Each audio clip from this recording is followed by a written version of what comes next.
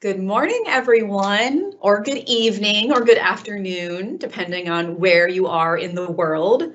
Thank you for coming to our virtual information session, Virtual Learning and Resources at UT Dallas.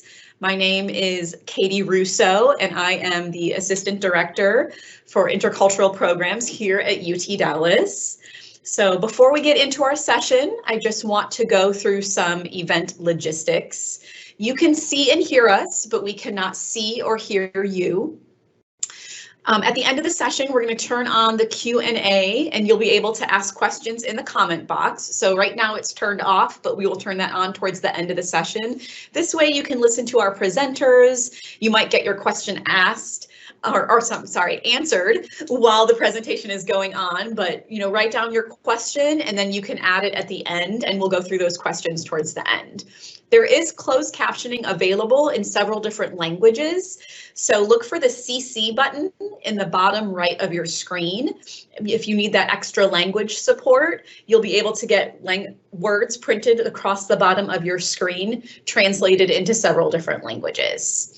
And so now I'm going to go ahead and introduce our first presenter, Mary Beth. So Flower, could you go to the next slide, please? So we have virtual and classroom learning here at UT Dallas. Sorry, UT Dallas. And so Mary Beth, take it away. Okay, thank you so much, Katie. I appreciate it.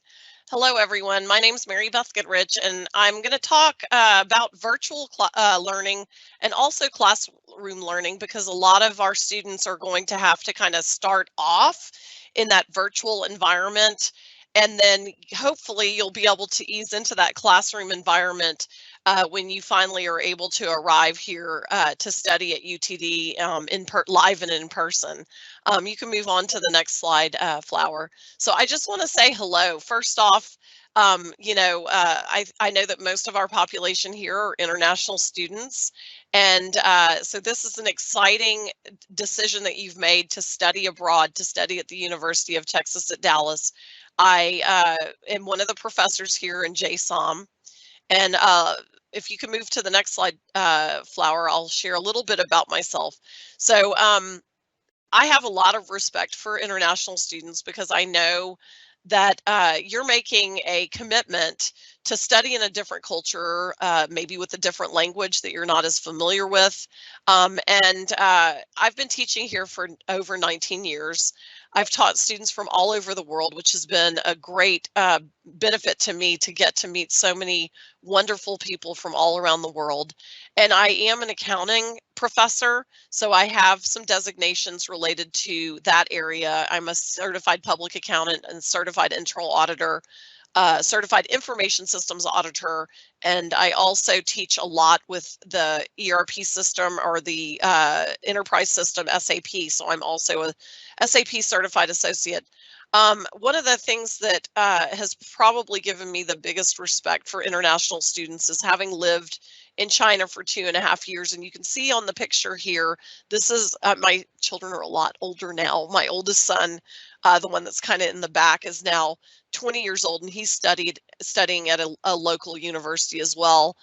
So I have a 20-year-old and an 18-year-old, and that little baby right there is now about 4 inches taller than me. He's 6 feet tall, but they were able to live in China, and we had to learn a totally different culture and language to go there. And it was a little bit scary to begin with, but that experience, all of my boys have said that experience has changed and made them better people, have made them more diverse and more open to, trying different foods and trying other things like that. So that's one thing I'm really excited that as an international student, you've made that commitment to yourself.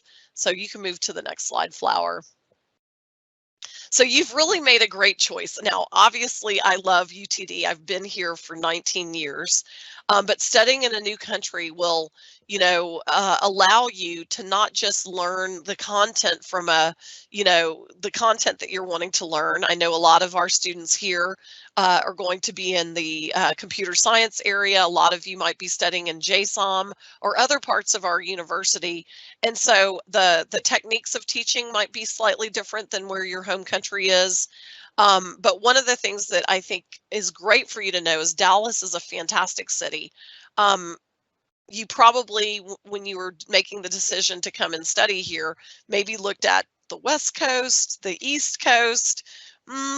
Maybe Dallas is a good place. And I would say, yes, it's a very, very great place. The weather's warmer here than up in New York. The cost of living is a lot lower here in Dallas than it is on the West Coast or the East Coast. And the job opportunities in Dallas are just phenomenal. And so if you're wanting to get internships or full-time jobs, or even kind of launch your career here in the Dallas area, there's so many opportunities. It's growing very quickly. One of the fastest growing cities in the entire nation of the United States. And UTD is a great community, just like these sessions that are being held for students. You're going to have access to many, many resources available to you. So I just want you, as you're kind of reflecting on this and thinking about starting your, your college career with us, whether that's an undergraduate degree or a graduate degree, what you make of this opportunity is up to you. And I know that studying is one component of it, but I also want you not to neglect learning about the culture and really immersing yourself into meeting all the wide variety of people that you'll be exposed to while you're here. You can move on to the next slide, Flower. So what do I know about international students? Well, I know that you're, as international students, you're willing to take risks and you love to make good grades.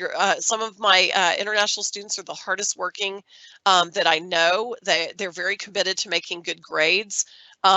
If you're going, yeah, that's me. Yes, most international students want to do really well in their courses, and you want to have opportunities getting those jobs or the internships, and ultimately you want to be successful. Move on to the next slide, please.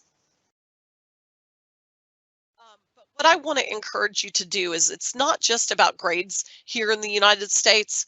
People want to work with people that they can relate to. And so if you know a little bit about the culture and you've been kind of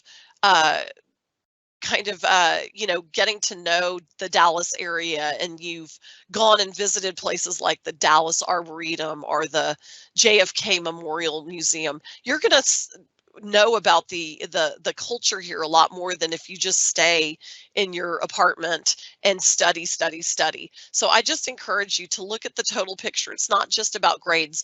Also getting active into different clubs on campus, organizations, and it doesn't all have to be about your career.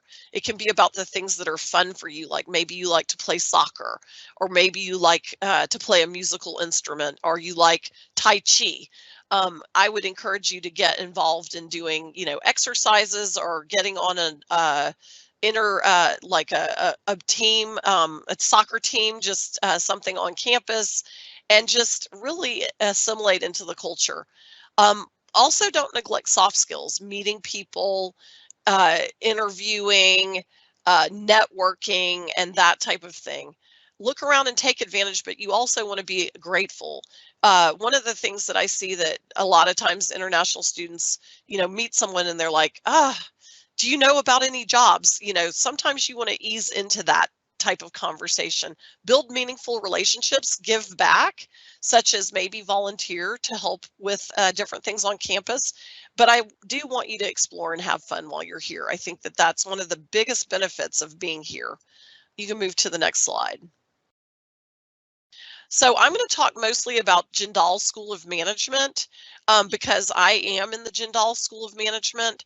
So the Jindal School of Management has their own, or we have our own career center. So I would encourage you to go visit that career center as soon as possible, because you want to get a handshake account set up. A lot of international students would love to work immediately, and those options might only be limited to you in your first couple of semesters to on-campus jobs. Well, guess what? Those are in Handshake. Get to know people on campus, find out if they're working somewhere. A lot of times the students will help another student get a job in the Starbucks on campus or something of that nature. So again, go out, explore, meet people, you know, and sometimes another student might be your direct line to getting into an on-campus job. And those tend to be very convenient because a lot of times students don't have a car in their first couple of semesters, and so something on campus is really the best thing possible. I also encourage you to go and reach out to your program directors. I'm guessing a lot of you are probably studying maybe in business analytics, ITM. Hopefully some of you are in accounting with me, finance, supply chain. Your program directors should be getting in touch with you pretty regularly now, and I would encourage you to meet with them as soon as possible, whether that's remotely or when you get here in person. And then JSOM advising is on the second floor, and you want to go and get to know them as soon as possible as well, whether that's a remote visit that you're making or whether you're going to do that in person. There's also something that the JSOM has that maybe some other areas don't have, is the Business Communication Center. As you're doing presentations or papers, you have a whole section of the university where you can go and have people help you critique your written pieces and your presentations, and that's a great area to get to know about. And then clubs and organizations, I mentioned this before, it's not just all about their grades. Get involved in some clubs and organizations that are interesting to you, and that will help you to find your people. E-learning training, there are e-learning modules. You can find these on the utdallas.edu website. I would encourage you to look on the website for different training. The e-learning platform is basically the mainstay for all of your courses.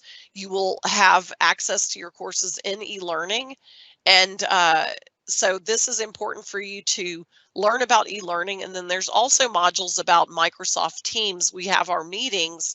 If you're starting initially virtually, then that's going to be on Microsoft Teams. And so there's some training that you can find on the utdallas.edu website to help with that and allow you to be successful in your virtual remote classes or the in-class classes when that ends up happening as soon as possible. We also have a MyJSOM app, which I love. This will help you even when it's right before class. You can look up where your classroom is. Funny story about my classroom this semester. It actually changed 3 times before I had a class actually in there, and it changed one of those times. It changed right when I got to class because the technology, something was happening with it, and they ended up moving me. So something like the MyJSOM app will allow you to know where your classroom is and that type of thing. Also, I encourage you, if you're not on LinkedIn already, and this would be for any students, not just JSOM, get out on LinkedIn. And then Jindal Connect is more specific to JSOM, but we have like kind of like a LinkedIn within the LinkedIn called Jindal Connect. So I would encourage you to get involved in that too. You can move to the next slide, Flower. So one of the things that I really encourage students to do, and this is because I was that student in my undergraduate that didn't really know what I wanted to do, and it was very stressful for me. But I encourage you to really think, what is it that you want? Is there a certain kind of career or job that you're really, really interested in? You can't get what you want until you know what you want. It's a song, Joe Jackson probably came out before most of you were born, but again, think about what is your end goal and make that a priority. The big career center actually has aptitude tests, and I would encourage you to go and take those if you haven't done it already. It might reveal something to you like about an area or a niche that you would be good at. And so I would encourage you to do that. Go and take the aptitude tests. If you had to pay money for those, it would be hundreds of dollars, but those aptitude tests are available to you. So if you're like, I know I want to go into, computer science, but I'm not exactly sure what job I want to do, that's a great way to do it. And then just research, talk to people. If you're able to go to presentations by people in different careers within your field, go and listen. You might be surprised at what you find. The Career Management Center, whether that's the Jindal School of Management Career Center or the main career center for every student, go and talk to them. What are some of the jobs that are available, and just research it. I ended up falling into my career, which was in internal audit when I was in my grad school. And we had a speaker that came to class, and he started talking about internal audit, and do I like to ask questions, and do I like process flows? And it was like, that's me. That is totally me. So the more that you expose yourself to those things, the more you're going to be able to find out what your area is, or the niche area that you should be doing. So I just encourage you to do this, because then you can be more strategic in the types of courses that you can take. And you might want to kind of steer yourself into a particular direction, is what I would encourage you to do. You can move to the next slide, Flower. So know where you want to go before your last semester is kind of what I'm saying here. But for sure, get on Handshake, get your resume put together. And then just a kind of a tip about your resume. I encourage students every semester, if not more, okay, to update your resume, because the courses that you're taking, you might be learning technical skills. Maybe you learn Python or R, or some kind of, you're learning about Power BI, or you're learning about SAP S/4HANA system. All of that needs to be on your resume. What ends up happening is obviously you're looking for jobs, but people can also do searches. Employers, meaning employers, can do searches on Handshake, and they may track you down and find you for a job or an internship. And so you want to make sure that your resume is as updated as possible. So I just encourage you to, if you don't have a resume yet, start working on that now, even over the summer, so that you're kind of ready to go. And then the Career Management Center will look over your resume for you. The Business Communication Center can also look over your resume. And those are going to be some important things that you want to spend time on your resume and working through that. So you can move to the next slide, Flower. So talking about the Career Management Center, the Career Management Center is available. This is really about you and what you want to do. So I would just encourage you, to start your resume, go out there, and there's some great resources here for management students. So you can kind of visit this website and check over what's here. You can go over to the next slide, Flower. So some of the people that you might meet over in the Career Management Center, Jason Cirillo is amazing. He a lot of times will lead up the professional development courses, which are a requirement in our area. Neil Johnson also is phenomenal as well. Royce Jones meets with students as well on all of these different things. All of these folks are fantastic to work with. Hopefully you get to meet all three of them. But they will help you with career coaching, your resume guidelines, a cover letter, which is also a great way to differentiate yourself, interview strategies, LinkedIn, and networking. And a lot of these sessions, because I kind of reached out to them because, we're kind of in a weird situation right now where, we're coming back, but then some of you guys are not going to be here. So they shared with me that there's going to be some virtual sessions and some in-person sessions. So even if you are not here in the Dallas area, I encourage you to look into what sessions they have available and try to do some of the virtual sessions if possible. And then when you get here in person, I definitely encourage you to get started with getting into some of the actual face-to-face sessions as well. You can move to the next slide, Flower. So I kind of talked about PD, or the professional development course. That course will help you. It's actually a 1-hour course that you will be required to take in your degree. If you, all international students take it. Domestic students don't have to take it, but they can, I think. I also teach a more niche course in accounting called Accounting Communications, where we do a pro bono project with a company. And it is an accounting course, but I've had students from business analytics, marketing, supply chain take my class. That one's a 3-hour course. And both of these courses will talk about branding, resumes and cover letters, interview strategies, LinkedIn, networking, of course, Handshake. The difference between The MAS 6102 and the Accounting Communications is the Accounting Communications course. Has also the project where you're doing a consulting project within that course. You can move to the next one, Flower. So again, this is the program directors and advising, and some of these links, I'll put them into the chat when it opens up for you, so you'll have some of these. I know if you're like me, it takes me a while to type all this up, but get to know your program director and academic advisor. I kind of shared a little bit more about this earlier when we kind of had all these different areas, but your program director and academic advisor, they're going to be great, not just to help you with your courses, but to get to know you. And a lot of times companies will go to your program director and say, hey, do you have a good person that knows, Tableau, or that knows, some kind of SAP enterprise systems and S4HANA.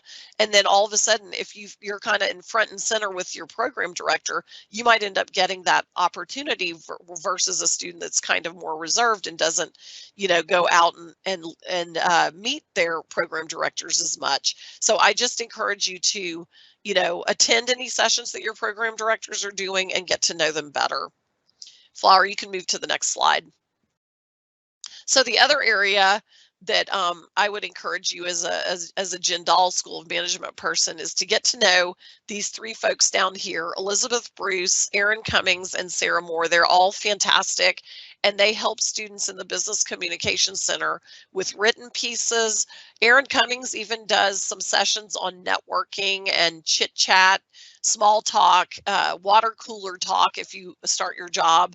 And so there's so many different things that you can also do in the Business Communication Center. I do encourage you to go and meet them as soon as you possibly can, or go and find out. You can also set virtual sessions to get started on your resume or cover letter and that type of thing. You can move to the next slide, please.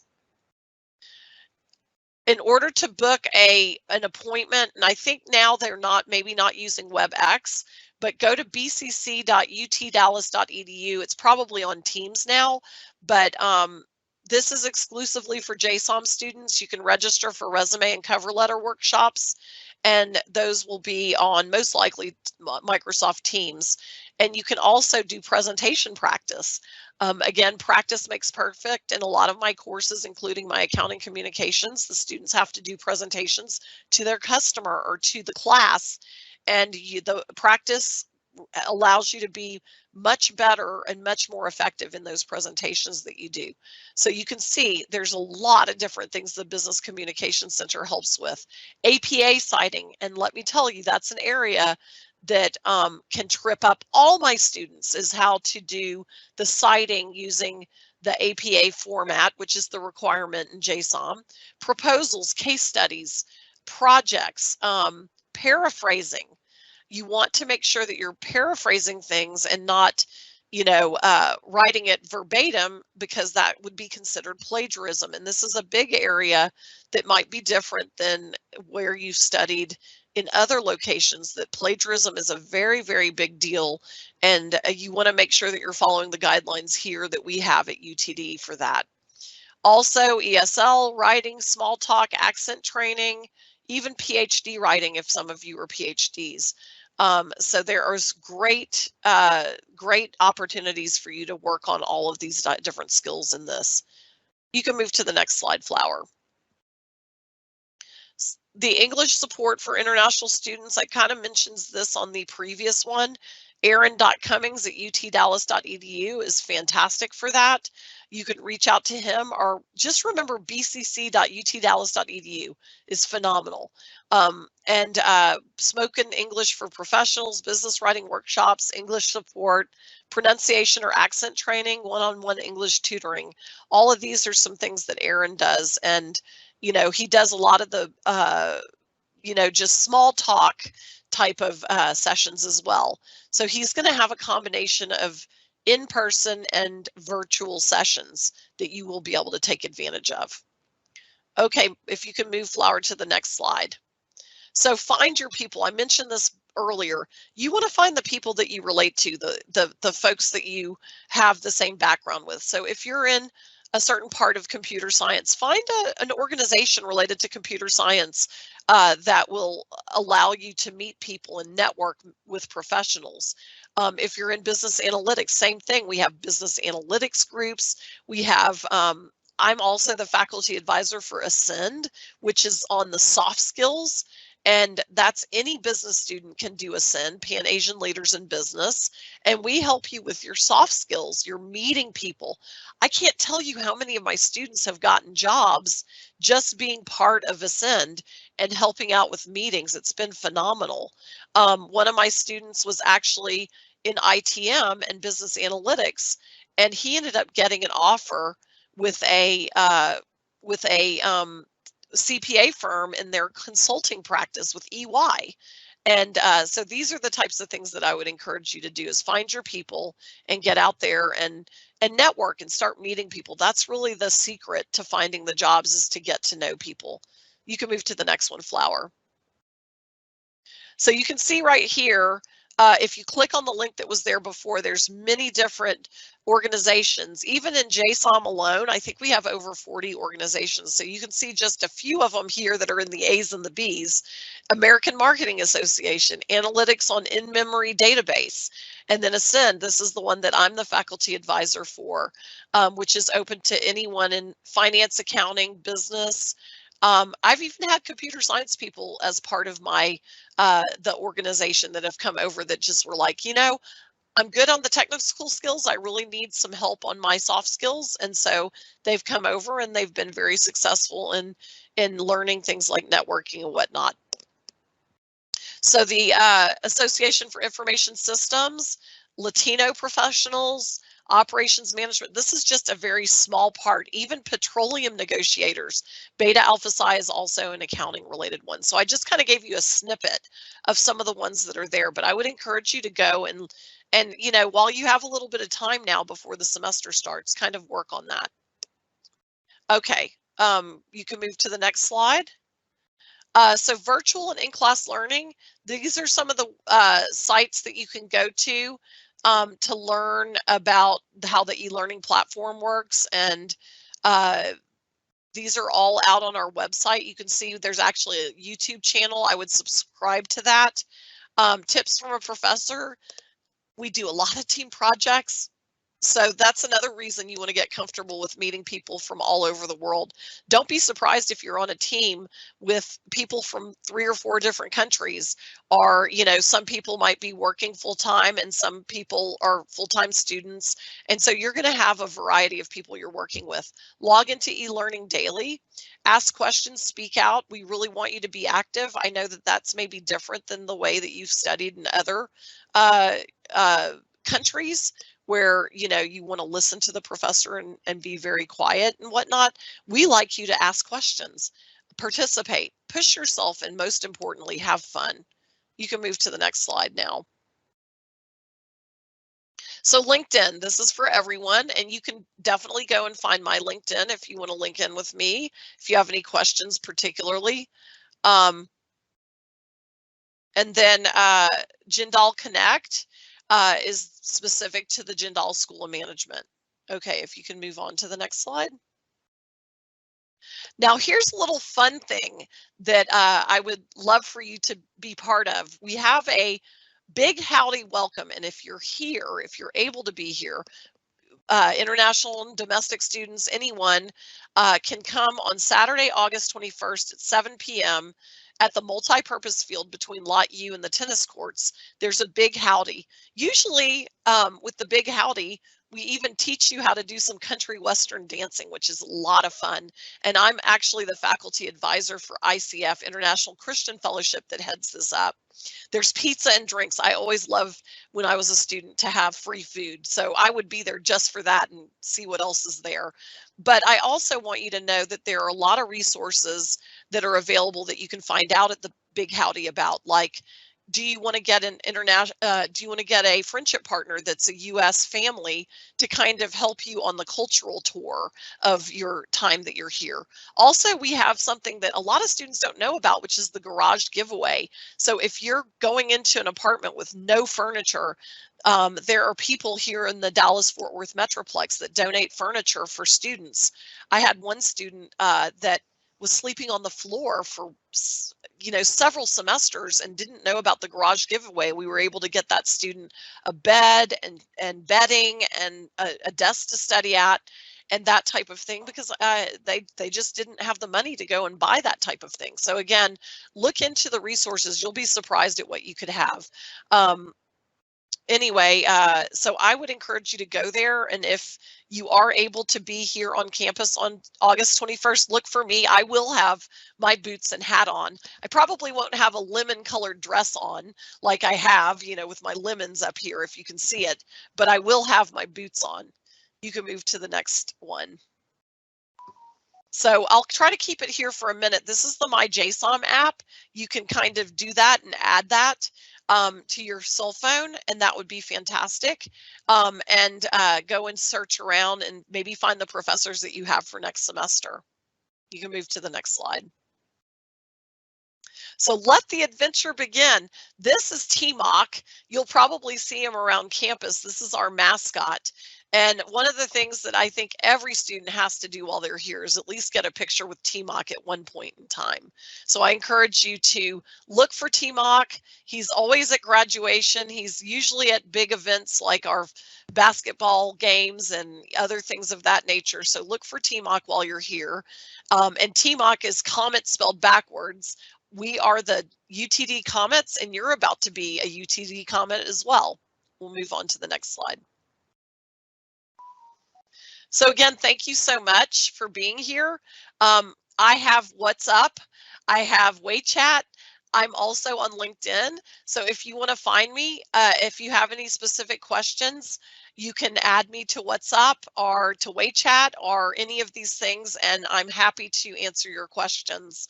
And I think now we're going to move on to our other professor who's going to share a little bit about the ECS area and some of the resources available there. So thank you so much. Thank you, Mary Beth. Yes. So now we have Dr. Sham Kara. So I think the next slide, please, Flower, is the beginning of his presentation. So take it away. Thank you, Katie, and thank you, Professor Mary Beth. I think she covered a lot of things around the resources on campus. Before that, I would like to welcome you all. Good morning to those who are in Dallas, and good afternoon, good evening to those who are in the rest other parts of the world.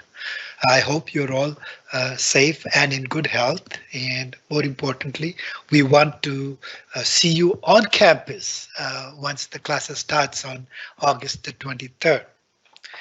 Next slide.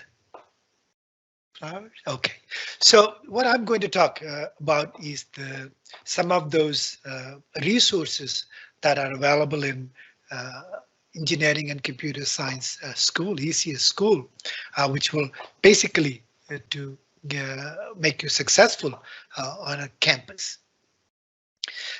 When you come here on campus, the first thing you want to do is start your classes right away, and you want to prepare for the classes. Now, any class you choose, those syllabus for the classes are available online in the e-learning, and there are PowerPoint slides for the course material. And there's also videos or even recorded lectures available for some of the classes. So connect with your professors so that you can access all the materials, the resources for the classes. Now, this semester, unusual again, continuing with this pandemic situation, the classes are going to be asynchronous for the students, new international students who cannot be on campus. Those who have visa issues and they cannot be on campus, the classes are going to be asynchronous. You have this option that you may attend the class write synchronously at the class timing, and take your exams. If you are not going to be here, your assignments, quizzes, exams will be online as the students had experienced in the last semester. So it's important that when you are in the classroom, have some intellectual discussions. Now, when you walk into the classroom, we suggest that you prepare, read the lectures, the syllabus ahead, the notes ahead, what's posted online, and walk into the classroom so that you can have some intellectual discussions. Now, these things will be very useful because now next time when you are trying to get some reference letters, the professor will know that, hey, this student had walked into my office and he has a good knowledge and he's very knowledge thirsty. So try to have those discussions in the classroom, outside the classroom. Now, this is also something which I always tell my students who are interested to master's students who are interested in joining the PhD program. We strongly recommend that you should be basically connecting with all your professors. Make sure that you know what kind of research they are into and the areas of interest, what matches with yours. Probably you can discuss those and do thesis with those professors. Now, the faculty are available both by appointment, and there are faculty advising hours. So you can walk into their offices during the advising hours and discuss questions what you have, or if you have any kind of a research ideas, you can discuss with your professors. Now, many of you are trying to learn a material or trying to do some work in a new environment. The teaching styles are different. How you are going to meet people are different. So there may be some issues while you are in classroom that you are not understood the material correctly. So there are plenty of resources, help, which is available in class and outside the class. Now, we have TAs for every class. So if you have any issues with understanding the material or trying to know more about the subject or trying to work on any kind of a project assigned by the professor, you want to know where to start from. So you will have a lot of assistance. The first point would be connect with the TA. Every course has a TA assigned. So talk to the TA and find out how you can learn more about the topics which you have difficulty in understanding. Next slide, Flowers.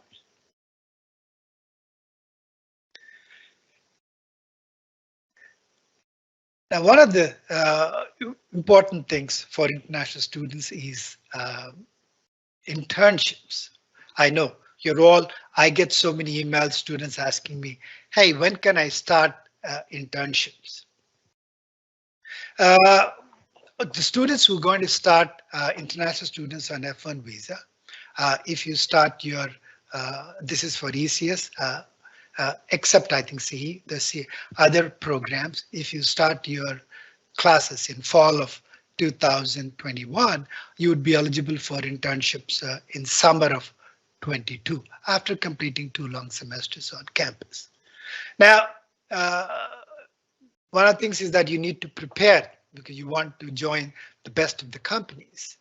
Now, when we talk about the Big 5, they start recruiting students right from fall. So now if you ask me, when should you start preparing for the interviews? I would say it was yesterday. Because when you walk into the campus, you will find some company or other would be in the hallway recruiting students. So it's important that, like Professor Marybeth said, that have a one, your resume created, ready, have your LinkedIn profile ready. Now, if you have any issues or you don't have these things ready for you and you need some help, we have a Johnson School Career Services. It's called JCS, Johnson's Career Services, and you can contact them and they can help you with building up your resume, critiquing your resume, helping you with interviewing techniques. So Johnson School has a career services, and I would strongly recommend that you should make best use of it. Now, especially those who are in computer science and software engineering, what all things you should do to get prepared for the internships.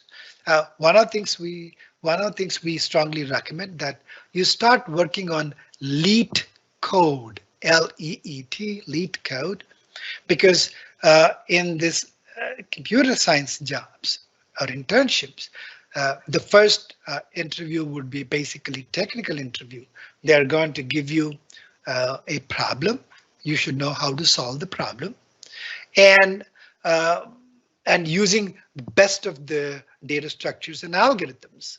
So data structures and algorithm analysis is a very important, I would call it as a foundation course that's not only for your academic purpose, for taking your graduate level classes, but also it's very important for internship interviews.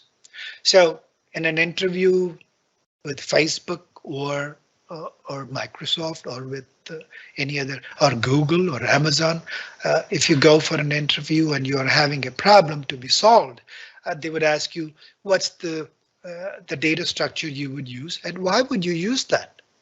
And that's where the algorithm analysis comes into play. So start preparing for the internships right now.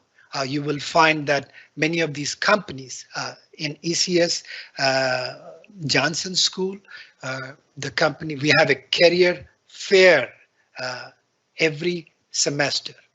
Apart from there is a Career Works on campus. That's for full-time jobs. They come every semester. So ECS has its own career fairs. So prepare for those career fairs. And the Johnson School Career Services has 3 coordinators, internship coordinators, and they can help you with guidance on the best practices for your job search. Next slide.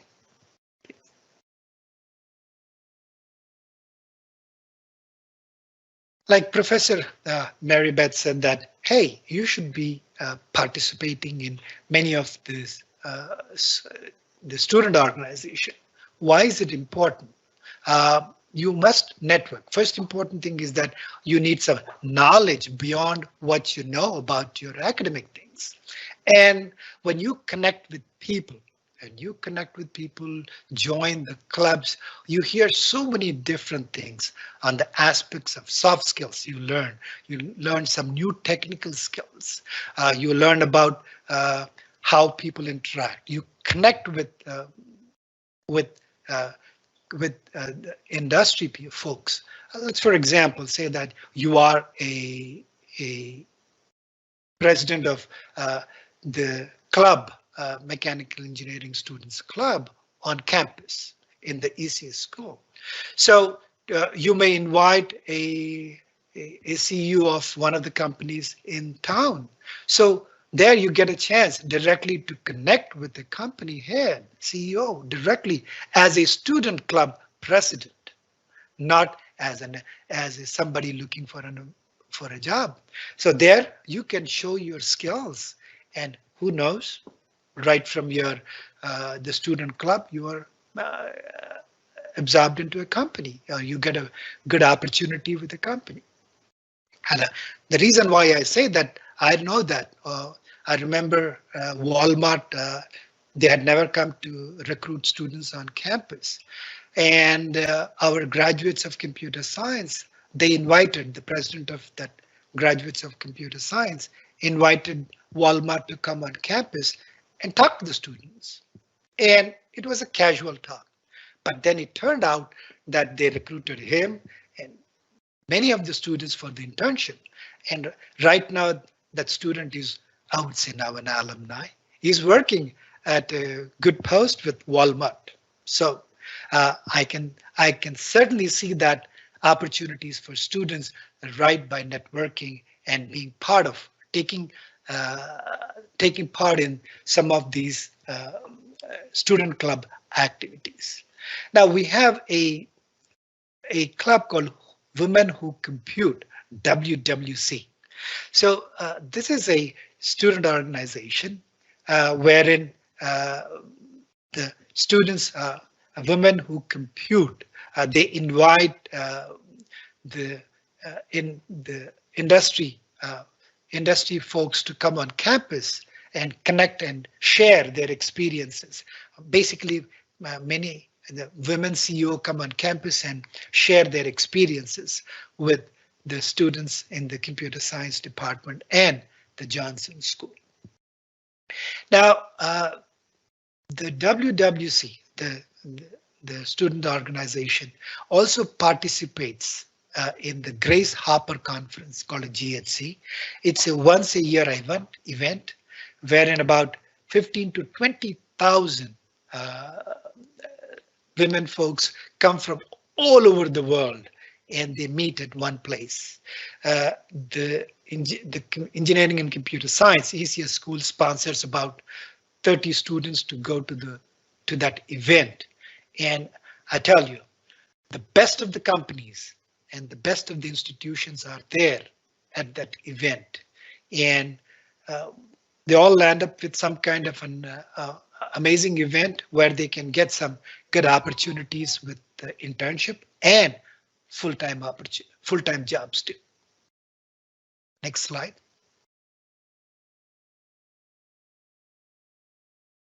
Now, this is specifically for computer science students, and I had so many questions, students asking me, hey, when can I select a degree plan?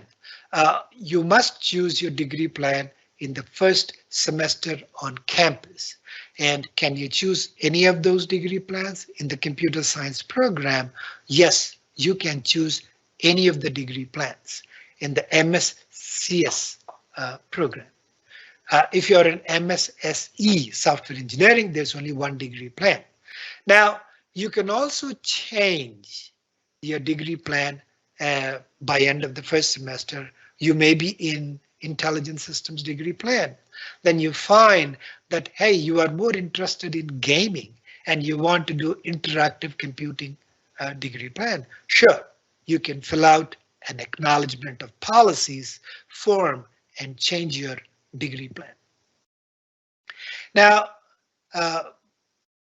you may be given several leveling courses. You are supposed to complete only the leveling courses of the degree plan you choose, and any courses you plan to take and have them as a leveling course. So you don't have to complete all the leveling courses. For example, if you are in a data science track and you have been given a leveling course of automata theory and software engineering, so you don't have to do those two as long as you are in the intelligent systems degree plan. Now, we are going to have, the computer science department is planning to have in-person orientation on August the 18th at 9 a.m. So you'll also receive an email with links to the event, and that would be a great opportunity for all of us to meet in person, and we can talk to you about your plans and help you out with the coursework, what you're looking for, and also connect you with some other resources. Next slide. Now, the computer science department has we have one of the largest outreach programs in the nation, and we do about 500 camps throughout the year, and 200 plus are the summer camps itself. And important that these summer camps, or most of these camps are run by students like you. So when you come on campus, you have this opportunity to share your skills, all the knowledge what you have, and share them at the summer camps, or organize a basically a course for students over the summer. Now, the outreach program also conducts lunchtime talks every semester. Specifically at the start of the semester, you will find that there are several lunchtime talks organized by the outreach program, and you can attend those. They are free. And we would strongly recommend that make use of all these networking events that takes place within engineering and computer science school. So it's a wonderful opportunity to connect with alumni and professionals. So some of our alumni who are in this area, in the Dallas area, or even in West Coast, they come on campus and share their experiences with the current students. So attend those outreach events for networking, connecting with alumni, professionals from industry, and also many of our faculty members present some of the cutting edge technologies. They basically do camps, or you would say that workshops. Next slide, please. Graduates of Computer Science is a student body composed of graduate students that organizes various events for CS graduate students. It's a bridge between the computer science students and the faculty. The GCS officers sit in the faculty meeting, the monthly faculty meetings. So they basically are a bridge between the graduate students and the faculty. So if there are any some issues to be shared with the faculty, the GCS officer can present them at the faculty meeting. And vice versa, whatever we discuss in the faculty meetings, the student body can take it back to their students. So please check out their Facebook page to know more about them. And it's also a QR code right here. You can connect with the GCS officers. Next slide. Okay, wonderful. That's the link for connecting with the ECS, or you can email me directly, and I'll be more than happy to answer any questions you may have after the session. During the session, I'll be more than happy to answer. And good luck, and we look forward to see you on campus on August the 23rd. Thank you.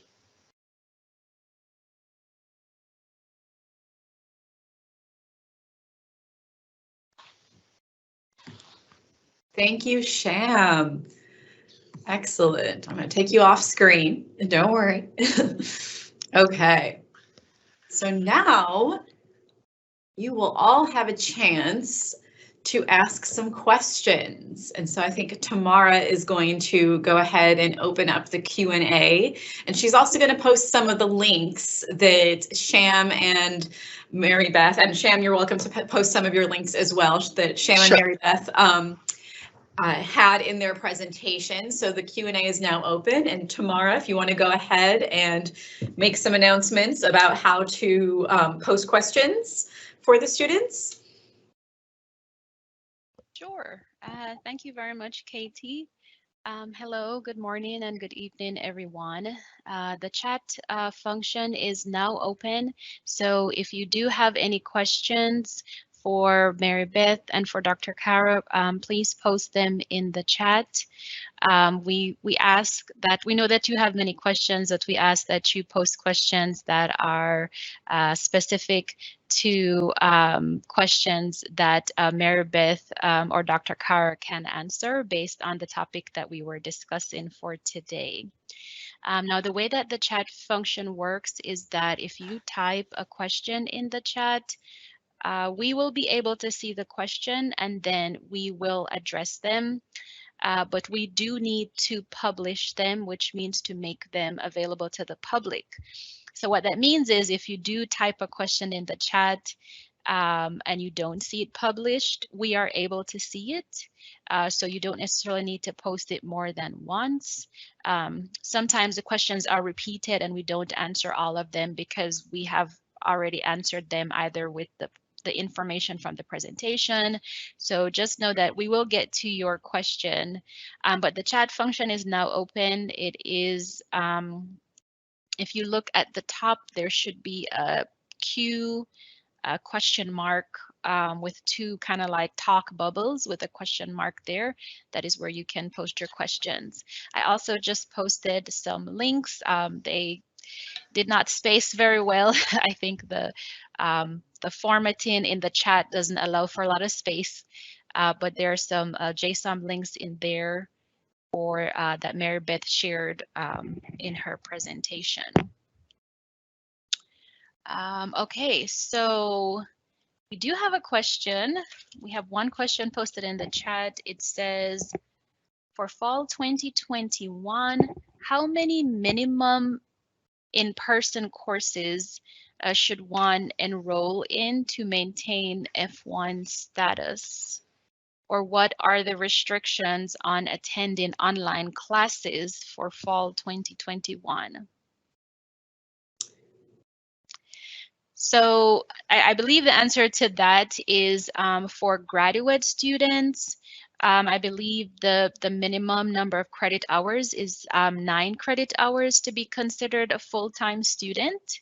So if you're coming in and enrolling as a full-time student, as a graduate student, you would need to be enrolled in a minimum of 9 credit hours for your courses. And then the second part that says, what are the restrictions on attending online classes for fall 2021? I believe Katie is posting a link for that. There's going to be a link that will take you to the ISSO website. The ISSO website will kind of let you know kind of everything about kind of studying online or studying virtually. Yes. So that would be the resource to check out for that question.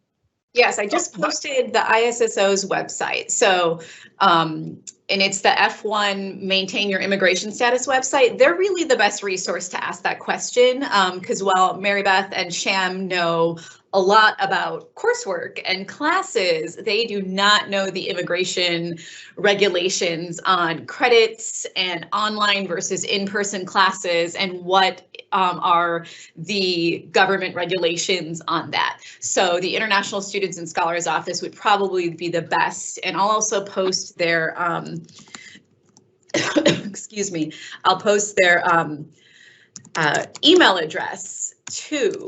All right. Yes. Yes. Just want to add here, if the students are going to be on campus, then you must be enrolling in 9 hours. Yes, absolutely. So for a graduate student, 9 hours is considered full-time. For an undergraduate, 12 hours is considered full-time. So you must be a full-time student if you are F1. But ISSO is really the best, absolutely the best people to talk to. But they have a really good website. And I know with the COVID-19 situation, there has been some different modifications that might be made versus online and virtual classes and what can be made. And so they will know what those modifications are and what they can give you the correct guidance on that. And so take a look at that website that I posted. It's the isso.utdallas.edu immigration status website. They also have some other links on there that you can look at for different visa types. So if you're not an F1 student, they might be able to give you some guidance on your visa type as well. Great, thank you, Katie. Okay, we actually don't have any additional new questions in the chat. This is the opportunity, students, for you to ask questions. If you have a question about something in JSOM or something in ECS, I know sometimes in the Intercultural Programs Office, we get asked questions that are for JSOM and for ECS, and we are not able to answer them, and we have to kind of forward you or to direct you to those offices. So if you have those questions, now is the chance to ask, because, you know, students, I know sometimes they want a quicker response and they don't want to send an email because they fear that they might have to wait a while to get a response. So now is the chance, take advantage of this opportunity that you have these two experts here to answer your questions. Okay, well, in the meantime, I would like to ask a bit. I know that, of course, gaining employment is definitely one of the main goals of pretty much, I would say, most of our students, whether it be, you know, that they're going to go back home or go to some other place, or they would like to try to gain employment in the United States of America. So maybe Mary Beth and Dr. Kara, could you share with us from your point of view what you have heard from employers and, you know, hiring companies and hiring managers? Maybe what are some of the just maybe overall skills or traits that they might be looking for? I know that, you know, that we spoke about some about like the soft skills and maybe things that students can do to gain knowledge and experience just outside of the academic side. But could you maybe speak on that a little bit? Do you want to go first, Sham? Sure. Okay, and I'll go after you. When you're looking for a job, it could be an internship, or students are looking for internship or a full-time job. In the areas of technical, computer science and engineering and computer science, the first thing is important is your technical foundation must be strong. That's the first and foremost, because that's what will get you your foot into the door. The next thing is that, like you're saying, the soft skills. What all things you can do to basically strengthen that area. One is that what can you bring to the table apart from just technical skills? Are you a team player? And the team player means you should know how to network with people. And networking is basically connecting with people. You can start right now being part of the student clubs or taking part in leadership skills. So any place you go in today's world, you are going to, whatever work you do, you need to make a presentation. So you need to know how you are able to communicate the work, what you do. So apart from networking, communication skills are very important. So again, the communication skills could be technical. And again, the area of networking. Some of the things which you can learn when you come here is that elevator pitch, that, hey, you walk into an elevator and in the time when you go from your first floor to fourth floor in the elevator, in that 30 seconds or 15 seconds or 30 seconds, what kind of a conversation you can make with that person who is next to you? Who knows? That person may be a CEO of the company. So those things are important. So apart from the foundation is your technical skills, then the soft skills which you can build. There are some people who are gifted, but that's maybe about 2% to 3%. Where rest 95, I would say 5%, rest 95% build those skills by trial and error. You learn from your mistakes. Hey, I shouldn't have said this, but then you learn over a period of time how you are able to communicate your ideas, your thoughts, put them together. So that's in a nutshell what I could say, that some of the skills you should carry with you, which would get you hired as an intern or as a full-time job. And thank you so much for sharing that. I know, Maribeth, you will have your input in this as well. But you said something that I thought was very insightful, because I know nowadays, with social media out there, sometimes, there's a lot of comparison that can happen, right? You see all these people on social media, and everyone is telling you do this and do that, and sometimes we do forget that people have to develop their skills. Even if you see someone, you think, oh, that person is just a natural born talker or presenter or whatever it is. Even if someone has a natural talent, it doesn't mean that they haven't worked on actually developing that talent into something further. So I'm actually glad that you shared that, because sometimes with all the things that we're seeing out there, we can compare ourselves to other people and say, oh, I'll never be like that person. I'll never be like this person. But that is literally what school and learning and the education process is about. It's about training you and stretching you and growing you to develop to become the person that you actually imagine in your mind. So yes, thank you for sharing that. I think that's a very good point. Maribeth, what would you like to say? Wow. Well, Sham really said what I would have said as well. So, making sure that you really use every opportunity to sell yourself, and, like the elevator pitch. I mean, you never know who you're going to meet. Be prepared at any point in time to meet people. I would say, to add to that, always have a resume ready so that you can go email it if someone asks for it. And just always, practice. Like he said, I would say there's very few people that are really naturally great at networking. You have to work at it. And so I would say, if you want to get more specific on like a few things that I tell students to do, try to meet and get 500 people on your LinkedIn profile. That will help you get into more searches, but that means you have to start from day one meeting people and putting them on your LinkedIn, and really shooting to get to 500. And that can be the colleagues in your classes, your professors, people that you meet. But I would just say, be very purposeful, not just in your classes and learning the technical skills, but be very purposeful to not neglect getting into organizations or clubs or that type of thing that will allow you to sell yourself further. So. Okay, very interesting. And I mean, so I'm going to say that goal of 500 seems to be a lot, but it's not something that you're going to do overnight, right? You can break it down and maybe have like a weekly goal, or maybe like a monthly goal, maybe, and say like, this week I will reach out to, 10 people, or this month, Mm-hmm. Yeah. Okay. So what I can add here in LinkedIn is that you don't go to 500, you can easily surpass that, because when you connect with one person, that person has 100 more people. And if they know you and they find your profile really good, boom, they will link with you. You don't have to go after them. They will come after you. Yeah. So it's your profile that attracts that other people, not just the people you are connecting to. So when you connect to one, you are basically selling to all the people who are connected to that person. He may have 500, he may have 1,000. And if you connect to a really person who's networked, that person may have several thousand. Okay. Well, thank you so much for sharing that. I'm not really on LinkedIn, so okay. I definitely understand it now. Thank you.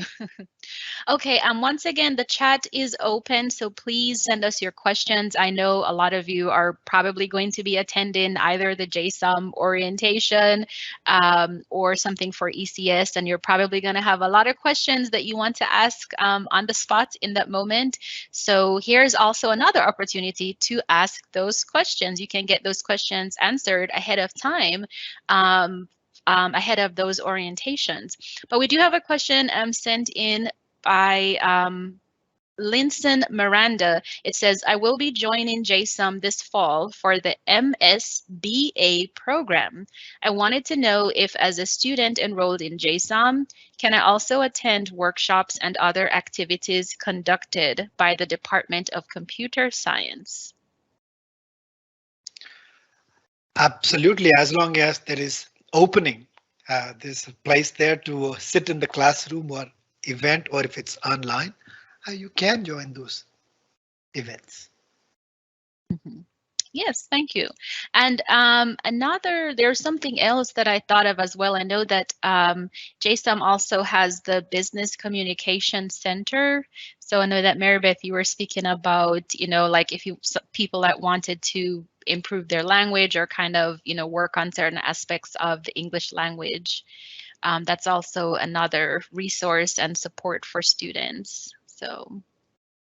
And I think initially it was for JSOM students, but I believe the last time I spoke with Aaron Cummins, he said that it has opened up to students who are outside of JSOM, I believe. I'm pretty sure. I wouldn't know. I know that the BCC was put together exclusively for JSOM, but if you know other information, that's good to share that. Well, I think what happened was because it went virtual, I know for sure when it went virtual, he said that they did open it up. But I guess coming in for fall 2021, I'm trying to remember if they were going to do virtual and in person. There is going to be both. So if it's virtual, it probably will be open to whomever. Yeah. So it's probably the same situation. It's maybe for School of Management first, but then if there's openings, they probably are fine with anyone who wants to come. So we have a lot of sessions that are, up to like 12 people and that kind of thing for, like where it might be small talk with 12 people or something like that.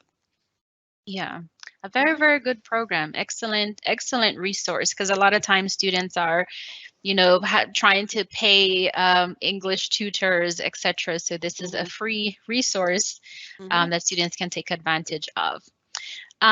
Okay, I don't have any new questions as yet, but actually I did have a question. So as advisors that talk a lot with students who are interested in the various programs that your departments have, I'm sure sometimes students are confused as to maybe what program they best fit into, because I'm sure some of the programs have similarities, and then of course, they do have their differences. So do you have like any little suggestion for how somebody or what are some things people can do to maybe kind of put themselves in the right program? I mean, I know that y'all will assist in, helping direct them into the correct program, but do you have any things that maybe any other suggestions of what people can do to maybe like try to get closer to maybe the best program for them? I can go first on that. Sure. I mean, I would just say, if you take a course and you absolutely love it, that's probably going to give you an indicator that might be an area that you're interested in. And then I had kind of mentioned this earlier, there's aptitude tests and other things of that nature. I would just talk with, folks, the professors, if you really loved a certain topic, maybe talk with that professor offline and just see what kinds of jobs, what other courses would be good for me to go into that, this area. And I mean, a lot of students might come over to us and have an idea of what they want to do. And then all of a sudden they have a course that totally changes their trajectory. I tell every student, think about your courses after the semester, and was there anything that just really resonated with you? Like, I loved this type of coding language, or I really loved working with this visualization tool. And those might give you some ideas of, to further, specialize into an area. But I'll let Dr. Sham Karab maybe share what he would say as well. And engineering and computer science is a little different, because you have to have when you are going into a program, because engineering and computer science, you may be going in for bioengineering, mechanical engineering, electrical engineering, computer engineering, telecommunication engineering, systems engineering, or computer science and software engineering. So, and to get into any of these programs, you have to be admitted to the program. So generally, a student with a background close to it, related to the program, can only enter these programs. So it's much more specific, tailored. Now comes you can switch from electrical engineering to computer engineering, electrical engineering to systems engineering, electrical to bioengineering, or electrical to computer science, and so on. So the first thing is you have to have a strong foundation in engineering or computer science or math to get into one of these programs. And now next comes is that your strength, your passion for what? You are interested in designing cars. You are interested in designing any kind of a medical equipment. That's what is your passion. Or you're interested to develop the next Facebook or next Google search engine. So that's going to decide where you want to move to. So because once you get into a bioengineering program, you will be taking courses in the area of bioengineering. Now, if you think that, hey, I want to do computer science, so it's a good idea is that you talk to an advisor and share with him or her your interest. First thing is that you have to be open, tell him or her your interest, your passion, your strength. That's what is important. I love to be a doctor, but I'm afraid of blood. So cutting somebody. So I cannot be a doctor. I love to be that. So you may have a passion for it, but that's not your strength. Then you cannot be there. So you have to have a combination of all these. And most importantly, talk to an expert. That's the advisors who know where to guide you to. Maybe this is what would help you. I have students who come into the computer science program, then I tell them that, hey, maybe this is not the right place for you to be in. You may best fit into designing a medical equipment. You should be in bioengineering, because if you're doing in computer science, you are sitting and solving a problem in front of a computer 8 hours, 10 hours a day, and then translate that solution into an algorithm to an application. Whereas that's what you would see. An interface is what is the result. Whereas in a biomedical bioengineering, you are converting your passion, your interest, everything, your knowledge into a kind of a product which you can see functioning right in front of you. So again, talk to an advisor.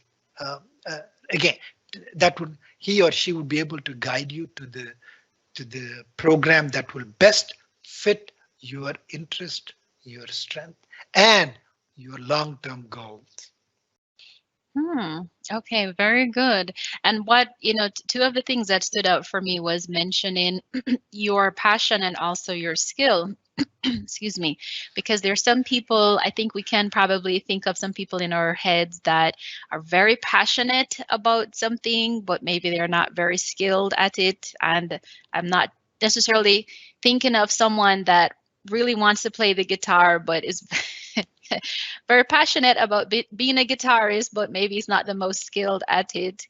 And then we can also know people who are skilled at something, like they know how to do something, but they're not necessarily passionate about it. Yes.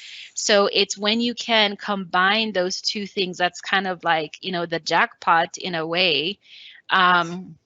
And I really do agree with you. Speaking with advisors, speaking with a program advisor that can guide you, it's so helpful.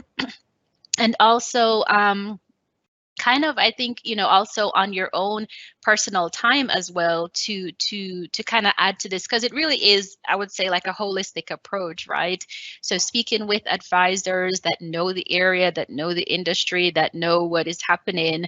And then honestly, if you can find some kind of organization or club, because if they're, if you're interested, like you said, in coding or something like that, if you can find a coding club and join it, and then you can see, like I'm sure you'll be able to tell maybe after maybe even a month or, maybe just a semester, and you can see and say, actually, I'm not sure if this is the direction that I want to go, or, oh yeah, this is like perfect.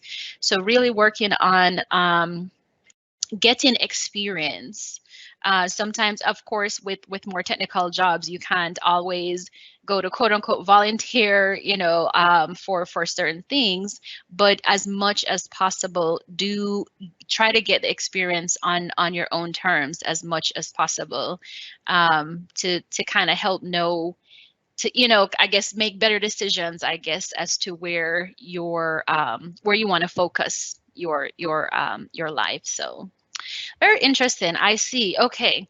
Well, I don't see any additional questions coming in the chat, which I'm very surprised about because, as I said, we we get questions in our ICP inbox about JSOM and ECS things, but it could just be that Dr. Kara and Mary Beth, y'all did such a wonderful job at presenting about virtual learning and about your department here that everyone is all clarified. So, well, I guess we will go ahead and wrap up the event.